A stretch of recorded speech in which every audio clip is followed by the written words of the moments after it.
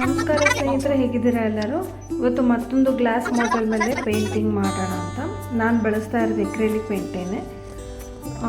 First sky blue paint ಮಾಡ್ಕೊತಾ ಇದ್ದೀನಿ. ನೀವು ಯಾವುದಾದ್ರೂ 2 ಶೇಡ್ ತೊಗೋಬೋದು. ಸ್ಕೈ ಬ್ಲೂ ಮತ್ತು ಲ್ಯಾವೆಂಡರ್ ತೊಗೋತಾ ಇದ್ದೀನಿ. ಅದಿಷ್ಟು ಪೇಂಟ್ ಮಾಡಿ ಒಣಗಾದ್ಮೇಲೆ ಒಂದು ಪೇಪರಲ್ಲಿ ಚಿಟ್ಟೆ ಶೇಪಲ್ಲಿ ಕಟ್ ಮಾಡ್ಕೊಂಡಿದ್ದೀನಿ. ಅದನ್ನು ಬಾಟಲ್ ಮೇಲಿಟ್ಟು ಅದರಲ್ಲಿ ಡ್ಯಾಬ್ ಮಾಡ್ತಾ ಇದ್ದೀನಿ. ರೆಡ್ ಮತ್ತು ಆರೆಂಜ್, ಯೆಲ್ಲೋ ನಿಮಗೆ ಬೇಕಾಗಿರೋ ಕಲರ್ನ ಡ್ಯಾಬ್ ಮಾಡ್ಕೋಬೋದು. ಸೊ ಚಿಟ್ಟೆ ಶೇಪಲ್ಲಿ ಈ ರೀತಿ ಪೇಂಟ್ ಕಾಣುತ್ತೆ.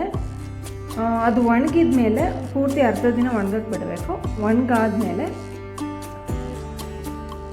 ನಿಮಗೆ ಬೇಕಾಗಿರೋ ಡಿಸೈನ್ನ ಅದ್ರ ಮೇಲೆ ಬಿಡಿಸ್ಕೊತಾ ಹೋಗ್ಬೋದು.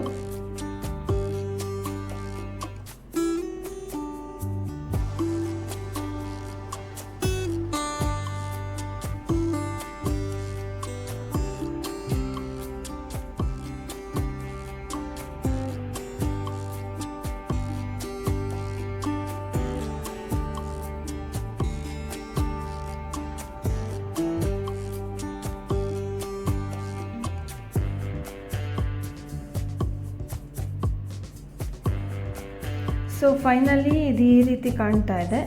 ಈ ವಿಡಿಯೋ ನಿಮಗೆ ಇಷ್ಟ ಆಗಿದ್ದಲ್ಲಿ ವಿಡಿಯೋನ ಲೈಕ್ ಮಾಡಿ, ಶೇರ್ ಮಾಡಿ, ಸಬ್ಸ್ಕ್ರೈಬ್ ಮಾಡಿ, ಬೆಲ್ ಐಕಾನ್ ಕ್ಲಿಕ್ ಮಾಡೋದಕ್ಕೆ ಮರಿ.